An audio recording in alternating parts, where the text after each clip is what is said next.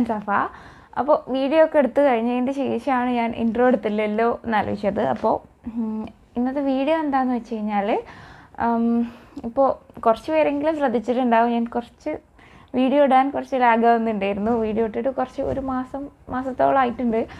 അപ്പോൾ കാരണം ഞാൻ വീട്ടിലില്ലായിരുന്നു, പുറത്ത് ഇൻറ്റേൺഷിപ്പിന് പോയതായിരുന്നു. അപ്പോൾ അതിൻ്റെ ഇടയ്ക്ക് ഇത് ചെയ്യാൻ പറ്റാത്തൊരവസ്ഥയിലായതുകൊണ്ടാണ് ഇതുവരെ വീഡിയോ ഒന്നും ചെയ്യാഞ്ഞത്. അപ്പോൾ ഇന്നത്തെ വീഡിയോ എന്താണെന്ന് വെച്ച് കഴിഞ്ഞാൽ, ഇപ്പോൾ വീട്ടിലെത്തിക്കഴിഞ്ഞതിൻ്റെ ശേഷവും ആ ഒരു ഇത് കിട്ടുന്നില്ല. ഷൂട്ട് ചെയ്യാനും എഡിറ്റ് ചെയ്യാനൊക്കെ എനിക്ക് ഭയങ്കര ഇഷ്ടമായിരുന്നു. ബട്ട് ഇപ്പോൾ ആ ബ്രേക്ക് വന്നേ പിന്നെ ഭയങ്കര മടി. അപ്പോൾ അതൊന്ന് ബാക്ക് ടു നമ്മളെ പഴയ റുട്ടീൻ ആക്കാൻ വേണ്ടിയിട്ട് കുറച്ച് കാര്യങ്ങളൊക്കെ ചെയ്യുന്ന ഒരു വീഡിയോ ആണ് ഇന്ന് ചെയ്യുന്നത്.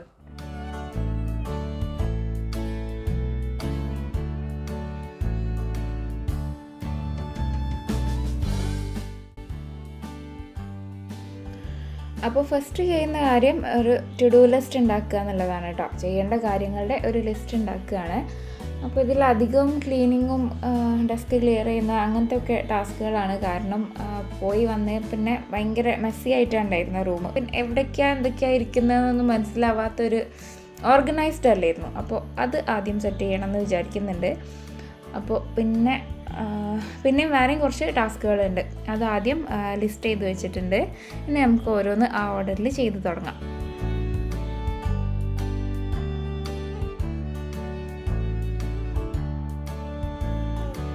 അപ്പോൾ ലിസ്റ്റിൽ ഫസ്റ്റ് കാര്യം എന്നുള്ളത് ലോണ്ട്രിയാണ്.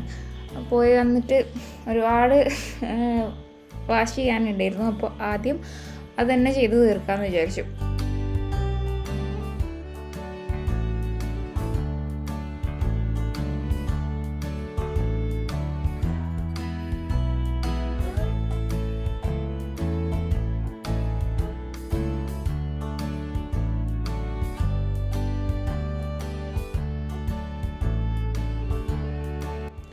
അങ്ങനെ ലിസ്റ്റിൽ ഫസ്റ്റ് തിങ് നമ്മൾ ചെക്ക് ഓഫ് ചെയ്ത് കഴിഞ്ഞു.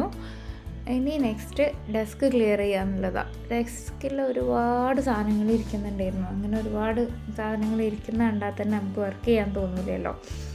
അപ്പോൾ അതൊക്കെ ക്ലിയർ ചെയ്യണം, കുറേ സാധനങ്ങൾ മാറ്റണം എന്നൊക്കെ വിചാരിക്കുന്നുണ്ട്.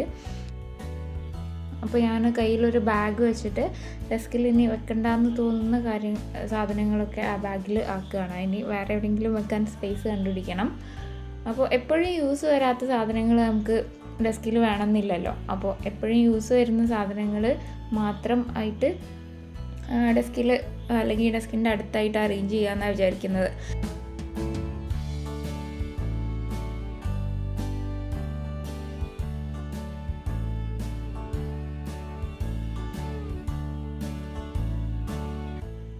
ഇപ്പോഴാണ് ശ്രദ്ധിക്കുന്നത്, കാലണ്ടറിൽ ഇപ്പോഴും മെയ് തന്നെ ആയിരിക്കുന്നത്. അത് മാറ്റി ജൂണാക്കി കൊടുക്കണം.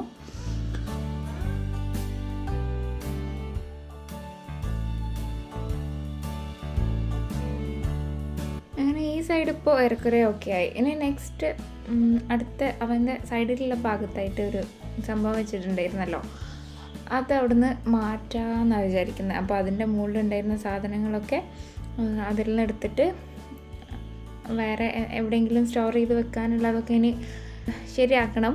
അപ്പോൾ അത് നമുക്ക് ആദ്യം ക്ലിയർ ചെയ്യണം.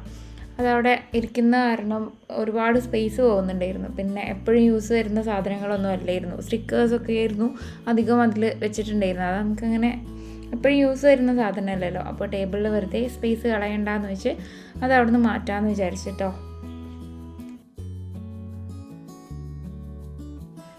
അതവിടെ നിന്ന് മാറ്റിയപ്പോൾ പിന്നെ ഒരുപാട് സാധനങ്ങൾ എവിടെയാണ് വെക്കുക എന്ന് ആകെ കൺഫ്യൂഷനായി. ഈ ചെറിയ പേപ്പർ പീസസും അതുപോലെ തന്നെ സ്റ്റിക്കേഴ്സ് അങ്ങനത്തെ സാധനങ്ങളായിരുന്നു. അപ്പോൾ അത് സ്റ്റോർ ചെയ്യാനുള്ള സ്പേസ് ഉണ്ടാക്കലായിരുന്നു പിന്നെ ബുദ്ധിമുട്ടുണ്ടായിരുന്നത്. അപ്പോൾ സ്പേസ് കിട്ടാത്തതൊക്കെ ഞാനൊരു ബാഗിലാക്കി വെക്കുന്നേ ഉള്ളൂ. അതിന് ഷെൽഫ് ക്ലിയർ ചെയ്യുമ്പോൾ അതിൽ എവിടെയെങ്കിലും വെക്കാമെന്നാണ് വിചാരിക്കുന്നത്. അപ്പോൾ എല്ലാം കൂടെ ഒരു ബാഗിലിട്ട് വെക്കുന്നുള്ളൂ കേട്ടോ. അപ്പോൾ ടേബിളിൻ്റെ താഴെയായിട്ട് ഇങ്ങനൊരു സംഭവം കൂടി വെക്കാറുണ്ട്. ഈ പെൻസും അതുപോലെ തന്നെ സ്കെയില് എപ്പോഴും യൂസ് വരുന്ന സാധനങ്ങളൊക്കെ വെക്കാൻ വേണ്ടിയിട്ട് അതും കൂടെ ഓർഗനൈസ് ചെയ്യാമെന്ന് വിചാരിക്കുന്നുണ്ട്.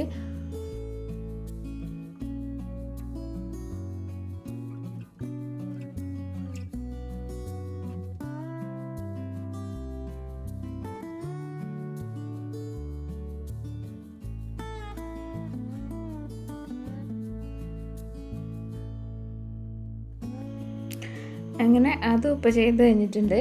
അങ്ങനെ ഡെസ്ക് ക്ലിയറിങ് ഇപ്പോൾ കംപ്ലീറ്റ് ആയിട്ടോ.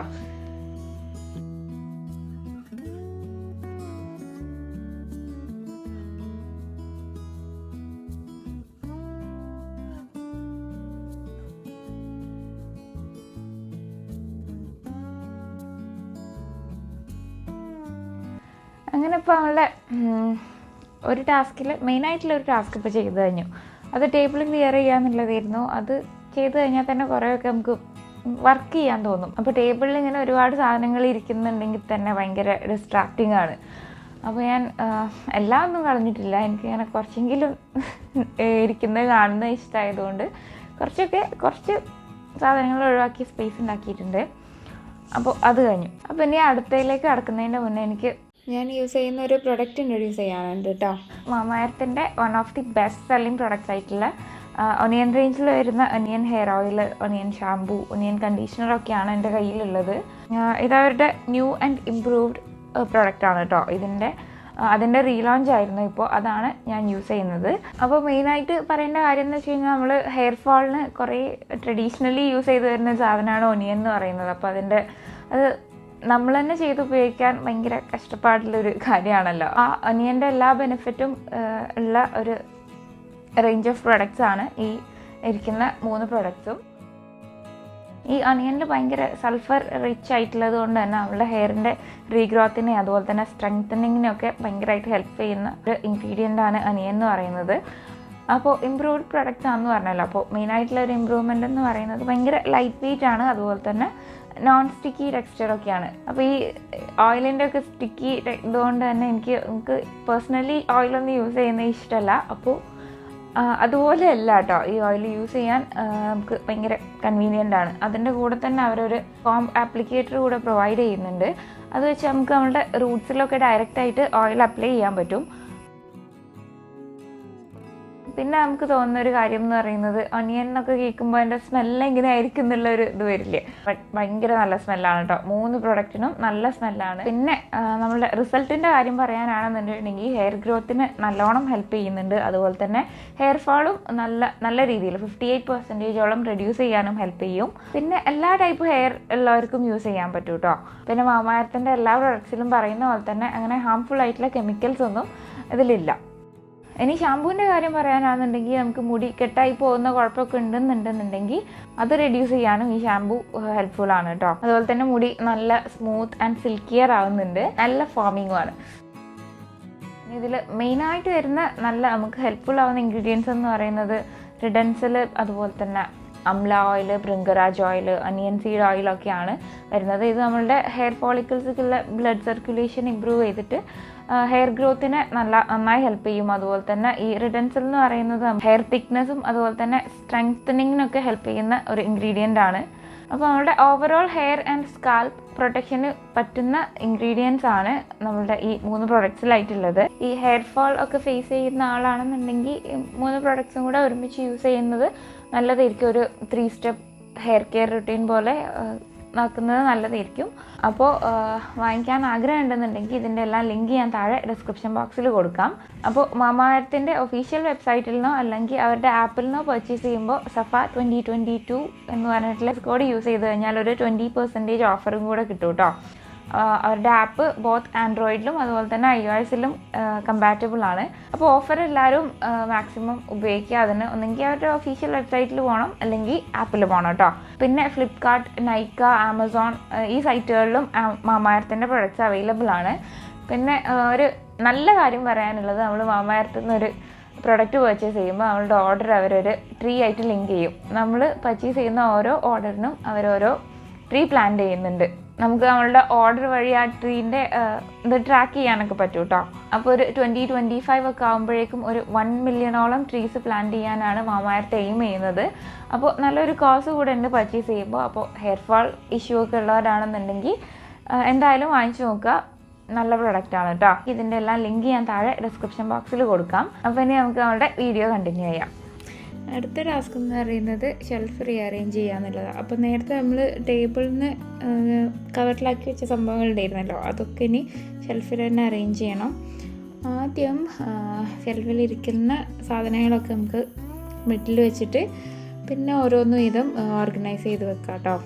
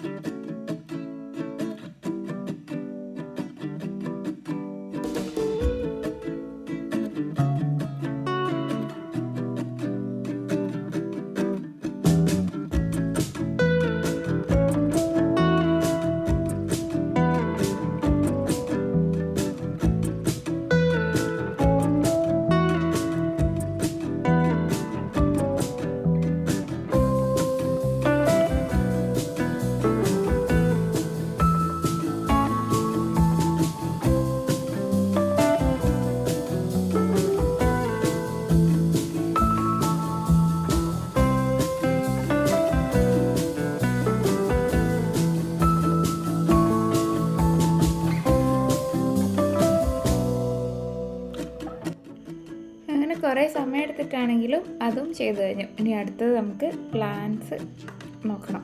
പ്ലാന്റ്സ് ഞാൻ പുറത്ത് പോയ സമയത്ത് വെള്ളം ഒഴിക്കാഞ്ഞിട്ട് കുറേയൊക്കെ കരിഞ്ഞു പോയിട്ടുണ്ട്. അപ്പോൾ നമുക്ക് അതൊക്കെ മാറ്റി വെക്കണം.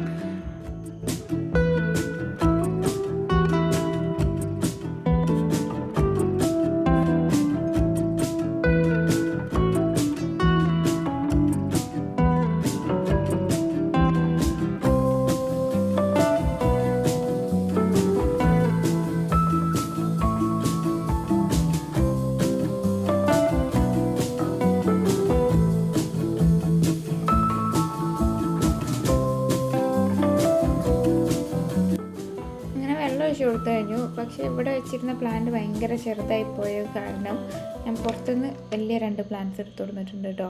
ഇനി ഇതിനൊന്നും വെള്ളം ഒഴിച്ചില്ലെങ്കിൽ ചിലപ്പോൾ അത് ചീത്ത അറിയും. പക്ഷേ ഇനി മുതൽ എല്ലാത്തിനെയും നമ്മൾ നല്ലോണം കെയർ ചെയ്യും.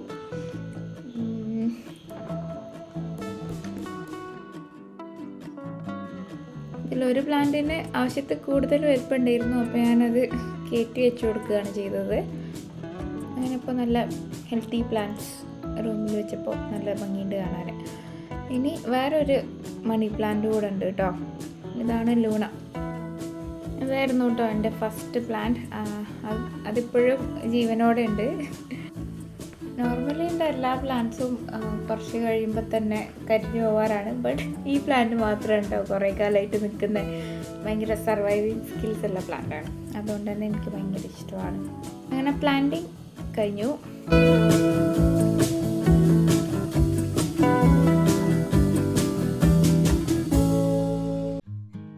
ഇനി നെക്സ്റ്റ് ടാസ്ക് എന്ന് പറയുന്നത് ഒരു നോട്ട് കംപ്ലീറ്റ് ചെയ്യാനുണ്ട്. അത് ചെയ്ത് തീർക്കണം. അതൊരുപാട് എഴുതാനുണ്ട്. പറ്റുന്നത് അത്രയും ഇന്ന് എഴുതി തീർക്കാനാണ് വിചാരിക്കുന്നത്.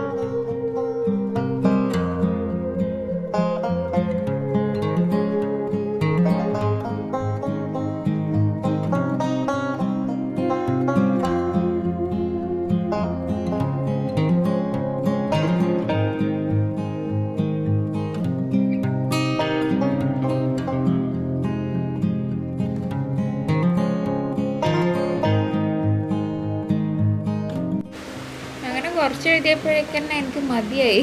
അത്രയും കുറേ എഴുതാനുണ്ട് കേട്ടോ. അപ്പോൾ കംപ്ലീറ്റ് ചെയ്തിട്ടില്ല. പറ്റുന്നിടത്തോളം എഴുതി നിർത്തി. അപ്പോൾ നോട്ട് കംപ്ലീറ്റ് ചെയ്തെന്ന് പറയാൻ പറ്റില്ല. ബട്ട് ട്രൈ ചെയ്തിട്ടുണ്ട്.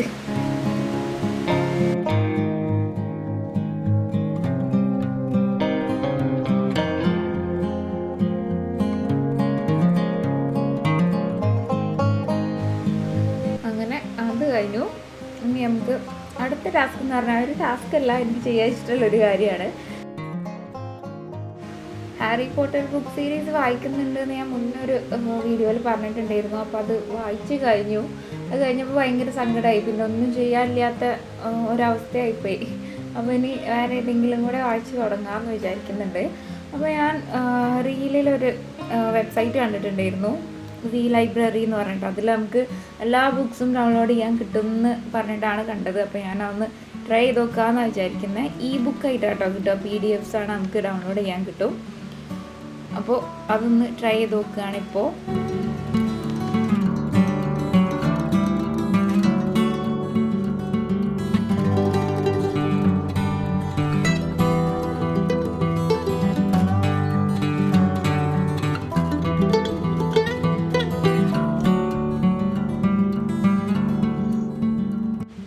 ഞാനത് ഫസ്റ്റ് ടൈം ആണ് കേട്ടോ ട്രൈ ചെയ്ത് നോക്കുന്നത്. അപ്പോൾ ഡൗൺലോഡ് ചെയ്തപ്പോൾ തന്നെ ഡയറക്റ്റായിട്ട് നമ്മുടെ ആപ്പിൾ ബുക്സിൽ ഓപ്പൺ ആവുന്നുണ്ട്. നല്ല കൺവീനിയൻ്റ് ആയിട്ട് നമുക്ക് വായിക്കാൻ പറ്റുന്ന രീതിയിൽ കിട്ടുന്നുണ്ട്. അപ്പോൾ തന്നെ നമുക്ക് വേറെ ബുക്സ് നോക്കാം കേട്ടോ. മീൻസ് വായിക്കാത്ത വേറെ ബുക്ക് നോക്കാം. അതെൻ്റെ ഫ്രണ്ട് സജസ്റ്റ് ചെയ്തൊന്നുണ്ടായിരുന്നു, അതാണ് ഇപ്പോൾ ഞാൻ ഡൗൺലോഡ് ചെയ്യുന്നത്.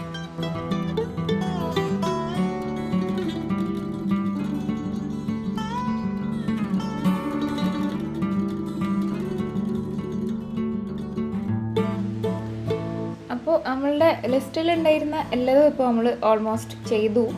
നോട്ട് കംപ്ലീറ്റ് ചെയ്യുന്നത് മാത്രമേ കംപ്ലീറ്റ് ആവാത്തേ ഉള്ളായിരുന്നു, ബട്ട് അത് നമ്മൾ ട്രൈ ചെയ്തിട്ടുണ്ട്. അപ്പോൾ ഇങ്ങനെ എന്തെങ്കിലും ഒരു സ്റ്റക്കായി നിൽക്കുന്ന അവസ്ഥ ഉണ്ടാകുമ്പോൾ ചെയ്യേണ്ട കാര്യം ഇതാണ്, ഒരു ലിസ്റ്റ് ഉണ്ടാക്കുക, ഓരോന്നായി ടാസ്കുകൾ ചെയ്ത് തീർത്ത് തുടങ്ങാം.